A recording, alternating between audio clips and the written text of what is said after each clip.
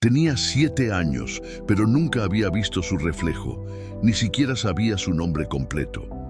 En el albergue de Sonoita, Sonora, lo llamaban el niño ciego, como si eso fuera todo lo que era.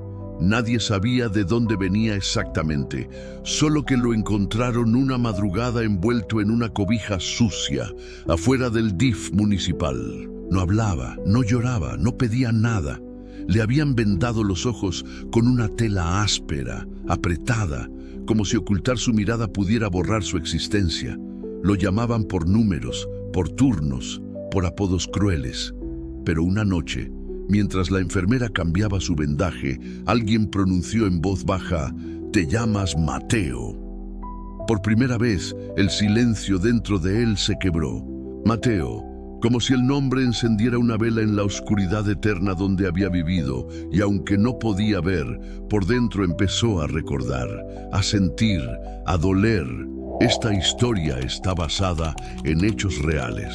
Por respeto a las víctimas y sus familias, ciertos nombres y lugares han sido modificados. El contenido puede causar un fuerte impacto emocional. Durante años, el albergue fue todo lo que conoció. Un edificio color gris deslavado que olía a humedad y medicamento barato. Los otros niños lo evitaban, no por crueldad, sino por miedo. Mateo tenía una quietud que incomodaba, un silencio que parecía pesar sobre los hombros de quien se le acercaba. No lloraba cuando lo castigaban, no pedía más comida cuando le servían menos, no gritaba cuando le jalaban del brazo por no moverse con rapidez. Vivía en un rincón invisible del mundo. Cada mañana era igual. Despertaba con el sonido de los silbatos, los pasos torpes en el pasillo, el murmullo de los que aún soñaban. Después, la rutina. Fila para el baño, fila para el desayuno, fila para el aula. A Mateo lo guiaban de la mano o lo dejaban atrás. A veces pasaba horas sentado en una banca de concreto, contando sus dedos una y otra vez, como si intentara convencerse de que aún estaba completo. Pero desde que escuchó su nombre aquella noche, algo se movió dentro de él. Como si el eco de esas sílabas comenzara a empujar los recuerdos desde un pozo profundo. Mateo, Mateo, Mateo. Se repetía en silencio, temeroso de que si dejaba de hacerlo, el nombre desaparecería. Comenzó a prestar atención a los sonidos, el goteo del grifo en el baño, el roce de las escobas en la madrugada, el canto lejano de un gallo que apenas se oía entre las rejas. Un día, mientras comía arroz frío en su plato de plástico, escuchó una voz nueva. No era de las cuidadoras ni de los niños. Era una voz adulta, masculina, firme pero no áspera. «¿Cuál es el niño ciego?», preguntó. Nadie respondió. El silencio fue más brutal que un grito. Mateo alzó la cabeza como si pudiera ver algo. «Mateo», dijo la voz. Mateo sintió que el mundo se detenía. Lo llevaron a una oficina con luz blanca y olor a tinta. Le quitaron las vendas no por bondad, sino por protocolo. Sus ojos estaban dañados, sí, pero no completamente. Necesitaba una cirugía, costosa, inútil según algunos. Pero ese hombre, el trabajador social nuevo, insistió. «Él merece ver», dijo. Nadie entendía por qué. Mateo no hablaba, no sonreía, no mostraba nada. Pero en el fondo, bajo todo ese silencio, una chispa comenzaba a arder. Las semanas siguientes fueron una espera tensa. Exámenes, traslados, preguntas que Mateo no sabía cómo responder. La noche anterior a la cirugía le dieron una hoja con su nombre completo: Mateo Andrade Martínez. Lo palpó con los dedos como si fuera un mapa. Andrade Martínez. Apellidos de alguien que tuvo madre, padre, pasado. La cirugía fue un riesgo. Cuando despertó, sus ojos estaban cubiertos por gasas suaves y olor a alcohol. No sentía dolor, solo un vacío distinto. Durante los días siguientes, esperó. Contaba las horas por los sonidos del albergue. Finalmente, la enfermera entró en su habitación y retiró las gasas. Mateo parpadeó. Al principio solo fue luz, luego formas, luego sombras. Una mancha se convirtió en rostro. El rostro del hombre que había dicho su nombre. Mateo lloró por primera vez, no por dolor, sino por el miedo profundo de estar vivo. Ver era como nacer de nuevo, pero sin amparo. El mundo era más crudo de lo que imaginaba. Todo tenía filo. Las paredes, las voces, los ojos ajenos. Descubrió que algunos niños reían mientras otros sufrían, que las cuidadoras se robaban parte de la comida, que había noches en que una niña dormía con moretones y nadie preguntaba por qué. Ver era una herida nueva, pero también una oportunidad. Comenzó a escribir en un cuaderno viejo que alguien le regaló. Trazaba letras torcidas, copiadas de los carteles en la pared. Escribía su nombre una y otra vez, Mateo Andrade Martínez. Luego escribía nombres de los otros niños, nombres que nadie usaba, nombres que parecían olvidados. Guardaba esas hojas bajo su colchón como si fueran tesoros. Un día, uno de los niños más grandes intentó quitárselas. Mateo lo enfrentó. No gritó, no golpeó, solo lo miró fijamente, con los ojos que ahora eran su única arma. El niño retrocedió. Desde entonces comenzaron a respetarlo, un respeto silencioso, tenso, como el que se le tiene a alguien que ya no teme perder nada. Mateo empezó a hablar, frases cortas, palabras sueltas, preguntas tímidas. Nadie sabía qué hacer con eso. Para algunos era un milagro, para otros una amenaza. Un día llegó una visita, una mujer de cabello negro, ojos hinchados. Tenía una foto arrugada en las manos. Era él, de bebé. Ella lo miró como si lo hubiera visto en sueños durante años. «Te llamas Mateo», susurró. Mateo no respondió, no se movió, solo la miró. Su rostro no despertó recuerdos, no encendió fuegos, pero su voz, esa voz, sí, era la voz que una vez le cantó una canción, en la oscuridad, antes de que todo desapareciera. Mateo no la abrazó, tampoco la rechazó, solo se quedó allí, de pie, sintiendo por primera vez el peso del perdón posible. No sabía si volvería con ella, no sabía si quería. Pero ahora tenía un nombre, una historia, una visión, y eso bastaba para no ser invisible nunca más. La mujer volvió durante 3 semanas seguidas. Llegaba siempre con la misma blusa desteñida, las manos temblorosas y una bolsa de plástico con galletas que nadie comía. Se sentaba frente a Mateo en el patio, entre las plantas marchitas, y le contaba historias de cuando era un bebé, que nació en una casucha de lámina cerca de Nogales, que lloraba poco y dormía con los ojos abiertos. Mateo la escuchaba con la espalda recta y las manos quietas. No la llamaba mamá, no podía. Esa palabra le ardía en la lengua. Ella le decía que lo había perdido porque era joven, porque estaba sola, porque había gente que le dijo que lo mejor era dejarlo en la puerta del DIF. Lloraba cuando hablaba, pero sus lágrimas no lo conmovían. No aún. Una tarde, ella sacó un sobre. Adentro había una hoja de registro civil.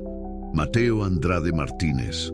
Su nombre, su fecha de nacimiento, su huella dactilar. La firma de ella. «Quiero que vengas conmigo», le dijo. Mateo sintió que todo se detenía otra vez. No respondió. Esa noche no durmió. Pensó en su colchón duro, en los gritos del albergue, en el cuaderno escondido bajo su cama. Pensó en los otros niños, en los que no tenían a nadie que viniera por ellos. A la mañana siguiente, pidió hablar con el trabajador social. Le dijo que no quería irse. El hombre no se sorprendió. «Aquí también eres tú», le dijo. Mateo no entendía por qué esa frase lo tranquilizaba tanto. Pasaron los meses. Mateo empezó a leer en voz alta frente a los más pequeños. Les contaba cuentos que inventaba. Cambiaba los finales. En sus historias, los niños no eran abandonados, no eran lastimados, no eran olvidados. En sus historias, los niños eran los que salvaban a los adultos. Un día, el cuaderno que escondía desapareció. Nadie sabía dónde estaba. Mateo sintió que lo habían arrancado por dentro. Pasó 3 días sin hablar, sin comer. Al cuarto día, uno de los niños, el más callado, se lo devolvió. Lo había escondido por miedo a que lo quemaran. Mateo lo abrazó. Por primera vez sintió algo parecido a ternura. Dejó de escribir solo su nombre. Empezó a escribir cartas, cartas para los que se habían ido, cartas para los que nunca habían llegado. Las guardaba en una caja de zapatos que escondía bajo el lavamanos del baño viejo. A veces las leía en voz baja. Una noche lo sorprendieron. Una cuidadora lo encontró recitando una de sus cartas frente al espejo roto. ¿Con quién hablas?, le preguntó. Con los que aún no saben que existen, respondió. La mandaron al psicólogo del DIF. Dijeron que estaba confundido, que inventaba cosas para llamar la atención. Pero el psicólogo lo escuchó. Le pidió que leyera en voz alta. Mateo leyó una carta para un niño que nunca tuvo nombre. El psicólogo no dijo nada. Solo anotó algo en su libreta y le regaló otro cuaderno, de hojas gruesas, de pasta dura. Mateo lo cuidó como a un hermano. Seguía sin tener amigos, pero ya no estaba solo. Su mundo interior era más grande que el patio del albergue. Una mañana escuchó su nombre por el altavoz. Lo llamaban a la oficina. Tembló. Pensó que vendrían a llevárselo. Pero era otra cosa. Una fundación había leído uno de sus escritos que el psicólogo había enviado como ejemplo. Querían publicarlo. Mateo no sabía qué significaba eso. Solo sabía que su historia, esa que había nacido en la sombra, ahora tendría ojos, letras, voz. Le tomaron una foto sosteniendo su cuaderno. No le pidieron que sonriera y no lo hizo. Solo miró a la cámara con una firmeza nueva. Una semana después, su texto apareció en una revista local. El título: Los niños que escriben su nombre para no desaparecer. El artículo hablaba de él sin mencionarlo del todo, de cómo un niño ciego había empezado a ver más allá de lo visible, de cómo sus palabras eran ventanas para otros que aún estaban encerrados. Mateo no entendía por qué la gente lloraba al leerlo, pero sabía que algo estaba cambiando. Lo invitaron a un evento en Hermosillo. Un salón con luces, micrófonos, adultos que aplaudían por todo. Le pidieron que leyera uno de sus textos. Mateo subió al escenario con el cuaderno entre las manos. Buscó la página, respiró y empezó a leer. Su voz era baja pero firme. No temblaba. Cuando terminó, hubo silencio. Luego, aplausos. Después del evento, una mujer se acercó. Mi hijo también está en un albergue, pero no habla. ¿Tú crees que algún día pueda escribir como tú?, preguntó. Mateo la miró. No tenía una respuesta clara, pero dijo lo único que realmente creía.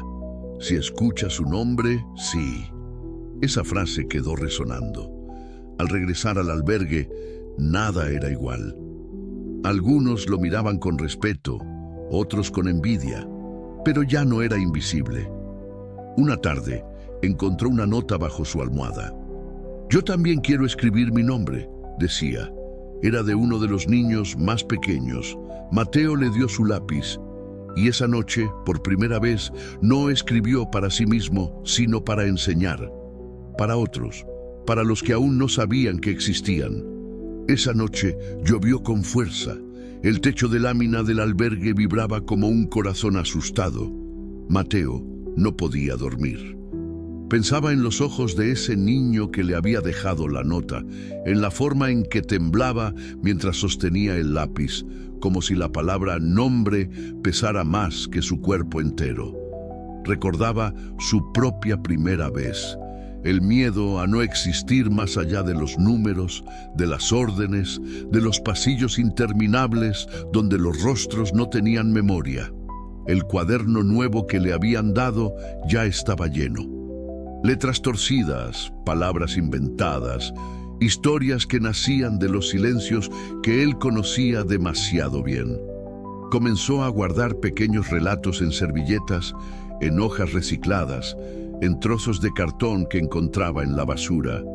Su mundo era un archivo desordenado de voces rotas. El psicólogo, al ver ese archivo improvisado, propuso hacer algo más grande, una especie de taller. Mateo dudó. ¿Quién lo escucharía? ¿Quién más querría recordar? Pero accedió. Cada sábado, en un rincón del albergue donde apenas llegaba la luz, se reunían 5 o 6 niños. No sabían leer bien, no sabían escribir, pero Mateo les enseñaba a dibujar las letras como quien enseña a respirar. Escribe tu nombre, decía. Aunque no lo entiendas todavía, es tuyo. Algunos lloraban. Otros reían nerviosos. Todos escribían. Con errores, con manchas, con torpeza, pero escribían. Al principio, los cuidadores se burlaban. El ciego ahora cree que es maestro, murmuraban. Pero cuando llegó una periodista a cubrir el caso del artículo y vio a los niños escribiendo sus nombres en carteles hechos a mano, algo cambió.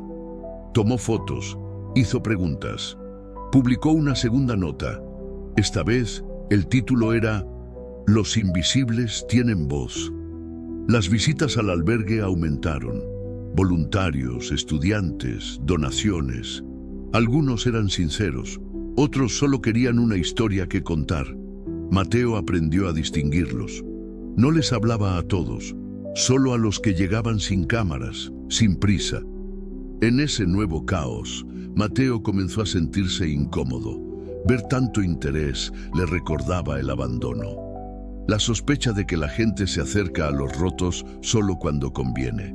Una tarde, una mujer bien vestida le ofreció llevarlo a vivir con ella. En mi casa puedes tener tu propio cuarto, libros, comida caliente todos los días. Mateo la miró. No dijo sí, no dijo no. Solo preguntó, ¿y qué pasará con los que se quedan? La mujer se molestó. Se fue sin despedirse. El psicólogo le dijo que era libre de elegir, que tenía derecho a una vida mejor. Mateo pensaba en eso cada noche. ¿Qué era una vida mejor? Una cama suave, una familia nueva, o poder enseñarle a alguien más a escribir su nombre.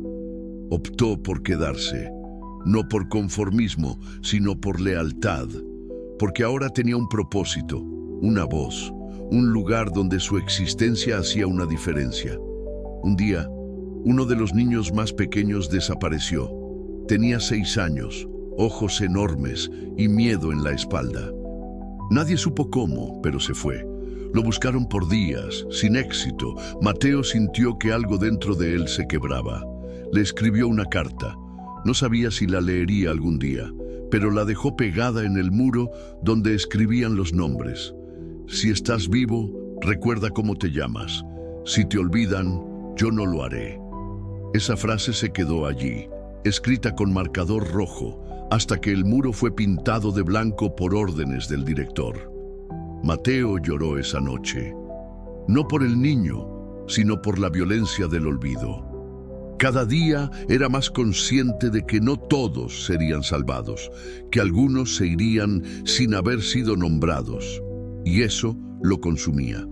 Empezó a tener pesadillas, sueños donde caminaba por un pasillo lleno de camas vacías, voces que lo llamaban sin nombre, manos que escribían y luego borraban. El psicólogo lo notó más callado, le pidió que descansara, pero Mateo no quería parar. Si yo no los escribo, nadie lo hará, decía. Una mañana lo encontraron dormido sobre la mesa del taller. Había estado escribiendo toda la noche. En sus brazos, el cuaderno nuevo estaba lleno, los nombres de todos los niños del albergue con una frase al lado. Vive, lucha, recuerda, es real, no fue tu culpa. Cada uno tenía una palabra que lo protegía, como un conjuro, como una oración para los que no creen en milagros. Esa lista fue compartida por la fundación en sus redes.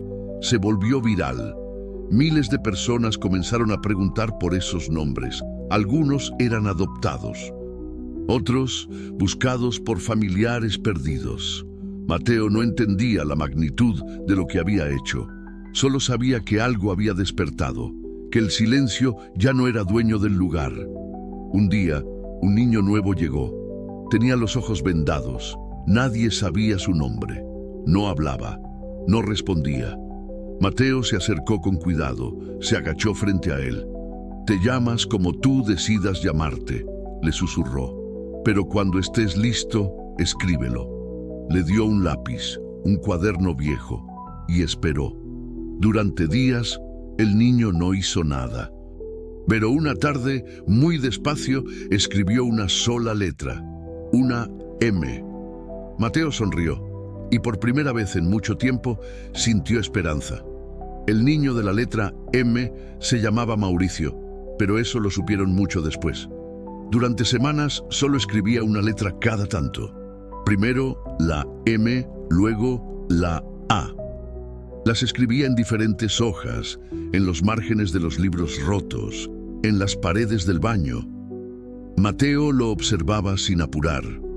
Aprendió que los silencios también tienen ritmos, que el alma de un niño no se abre con prisas. Mauricio era pequeño, flaco, y tenía los ojos como si llevara días sin dormir. No hablaba con nadie, comía poco, pero seguía escribiendo.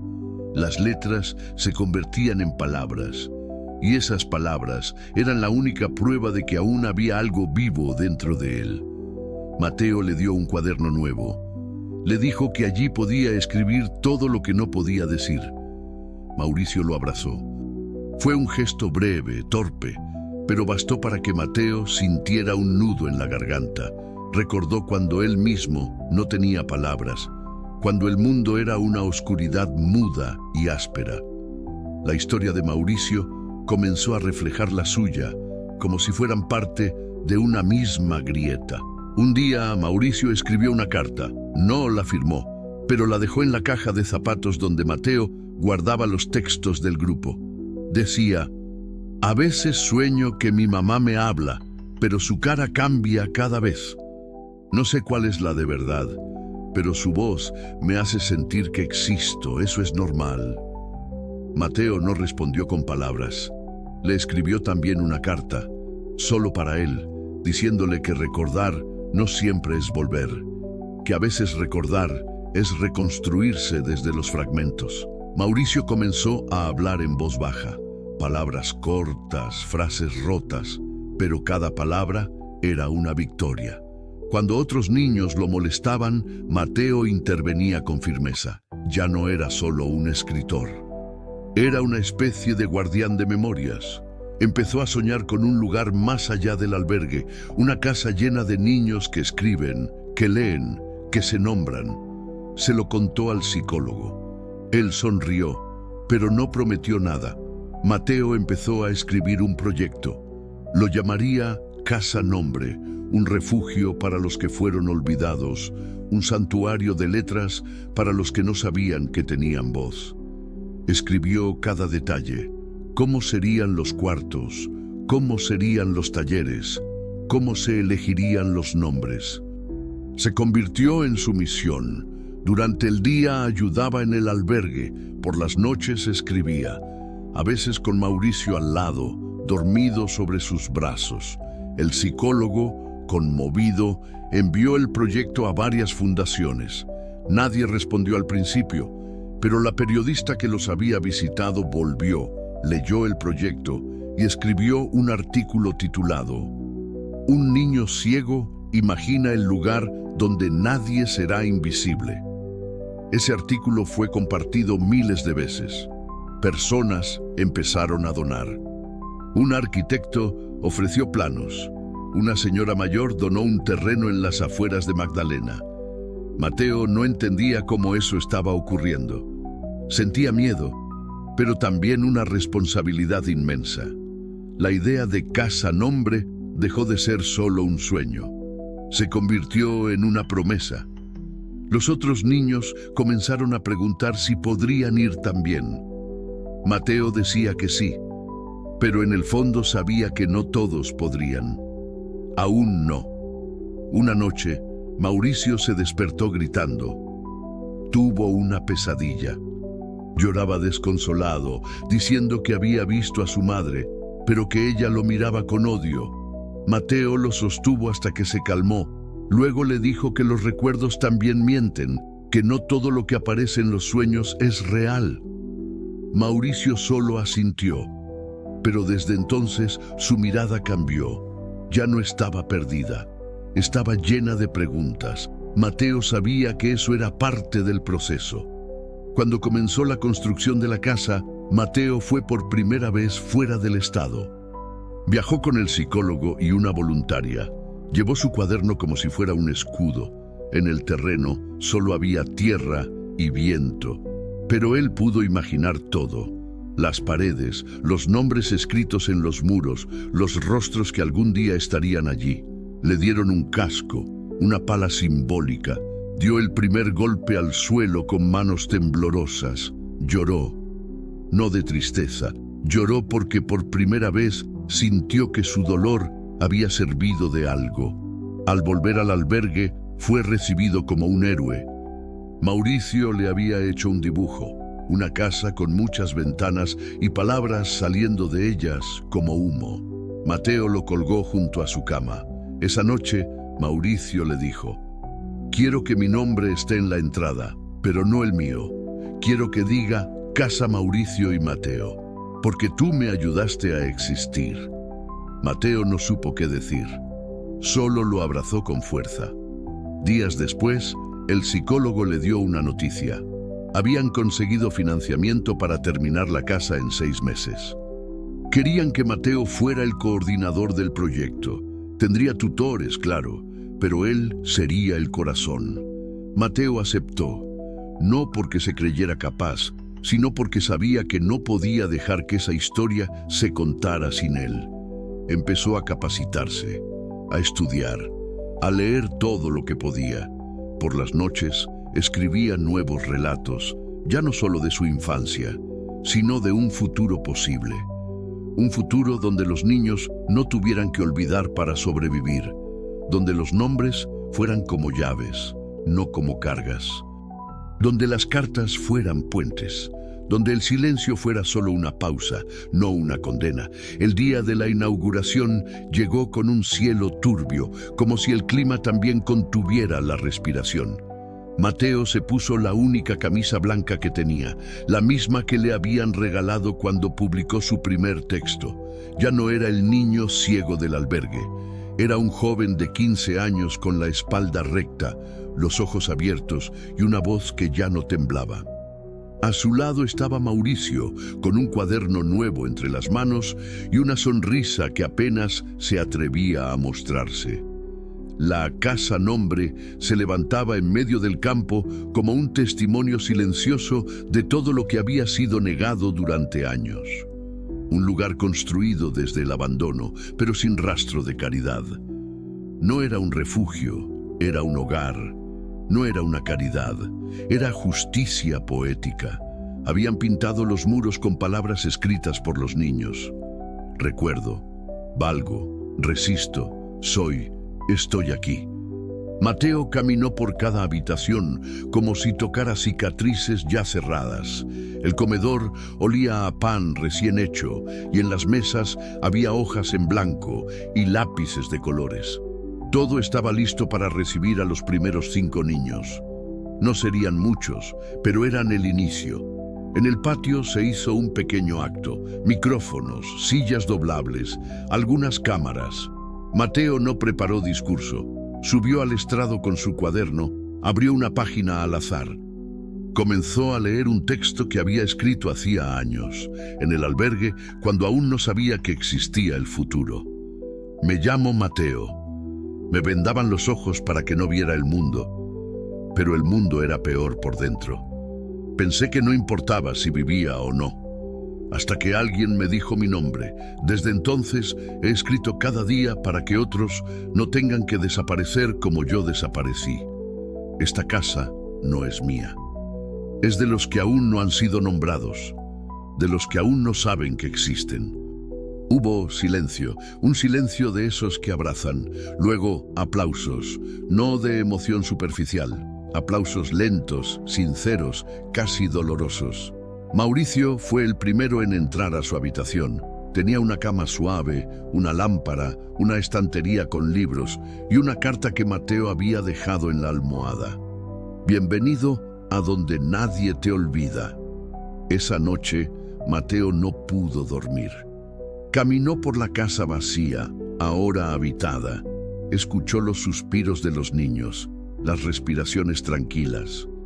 Lloró en silencio en el pasillo, no por tristeza, por lo inmenso de la responsabilidad, por lo que significaba haber sobrevivido y aún estar ahí. Al día siguiente, uno de los niños le preguntó si siempre había sabido escribir.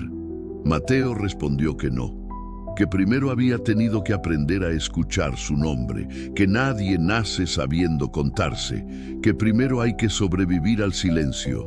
Con los días, más niños comenzaron a llegar. Algunos con rabia, otros con miedo, muchos con heridas que no sabían nombrar. Mateo los recibía a todos igual, con un cuaderno, un lápiz y una frase. Aquí nadie te va a olvidar. Había días buenos y días oscuros. No todos querían escribir. Algunos rompían los cuadernos, otros se encerraban sin hablar. Mateo no forzaba nada, solo dejaba que el tiempo hiciera su trabajo. Cada noche escribía una carta, una para los que ya estaban, otra para los que aún no llegaban. Las guardaba en una caja bajo su cama. Era su ritual, una forma de resistir, una forma de no olvidar de dónde venía. Un día recibió una visita inesperada. Era la mujer que lo había abandonado, más vieja, más delgada, con una tristeza que parecía haberse pegado a la piel. No venía a reclamar nada, solo quería verlo. Mateo la hizo pasar. No le ofreció té ni asiento, solo la dejó estar. Ella le pidió perdón, le contó su historia, su miedo, su culpa. Mateo la escuchó, no respondió. Cuando ella se levantó para irse, él le entregó una hoja, una sola, con una frase escrita: te escuché, eso es suficiente. No la volvió a ver, pero esa noche durmió con el corazón más liviano. Los años pasaron, la casa nombre creció. Mateo ya no era un niño, tampoco se sentía roto. Seguía escribiendo, seguía enseñando a escribir. Había niños que después de un año aún no decían una palabra, y estaba bien, porque ya sabían que su nombre estaba escrito en algún lado, que alguien los recordaba. Una tarde recibió una carta de Mauricio. Ahora vivía con una familia en Oaxaca. Tenía una vida nueva, pero aún escribía. Decía que pensaba abrir otra casa, una en el sur, que quería llamarla Casa Voz. Mateo sonrió. Sintió algo parecido al orgullo, pero más profundo. Como si un pedazo de su historia hubiera aprendido a caminar por sí solo. Al final del día, se sentó en su escritorio. Abrió el cuaderno número 30.